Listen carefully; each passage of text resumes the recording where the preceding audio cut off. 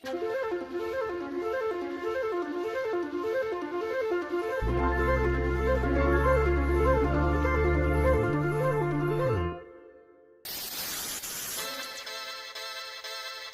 2001. À la fin d'un été magnifique, c'est l'apocalypse. Une équipe d'illuminés met l'Occident à terre et inaugure un mardi matin le djihad mondialisé. La seule chose qui repousse derrière le World Trade Center, c'est le rock, qui devient une valeur refuge. Urgence feinte mais vrai savoir-faire, ce retour aux sources emporte tout sur son passage, et surtout la culture techno. En France, l'ancien manager des Daft Punk, Pedro Winter, crée en 2003 le label Headbanger pour rendre justice à l'électro, en propulsant le duo Justice.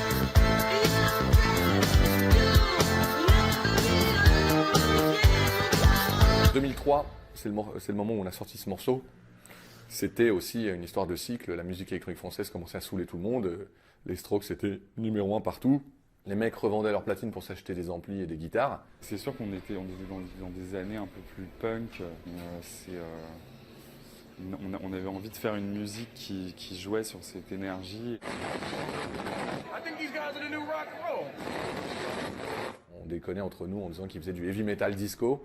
Donc il y avait tous les codes du rock et du metal, mais aussi tous les ingrédients de la musique électronique. Mon père habitait au Canada, donc je passais pas mal de temps en vacances là-bas. On n'avait pas encore MTV en France. Et effectivement, je suis tombé sur Headbangers Ball et c'est là que j'ai découvert tous les clips de métal. Moi, de toute façon, j'aimais d'abord l'imagerie. Effectivement, à cette époque-là, moi, je faisais du skate aussi, et donc j'aimais bien les choses un peu énervées. Moi, mon modèle ultime en termes d'entertainment au sens noble du terme, c'est les Beastie Boys. C'est un mélange de fun, de blagues, de conneries, d'irrévérence, et en même temps de perfection en termes de production, d'écriture. Comme les paroles ne sont pas un truc qui est important pour nous, on est obligé de faire passer un message émotionnel qui est beaucoup plus fort en faisant une musique qui est plus outrée et qui est plus expressive. La spécificité française, elle est juste dans le mélange de toutes les influences anglo-saxonnes ou américaines.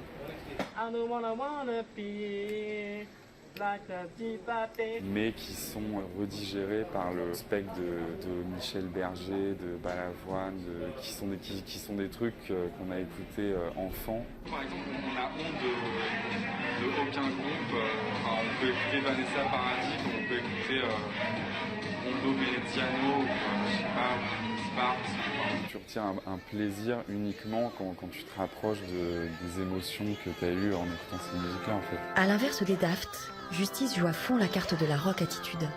Le duo se fait connaître avec son remix de Never Be Alone des Anglais de Simian. C'est le début de la deuxième croisade French Touch. En parallèle, Tom et ses amis ouvrent MySpace, premier club virtuel mondial, et Justice porte l'hymne de cette sociale révolution.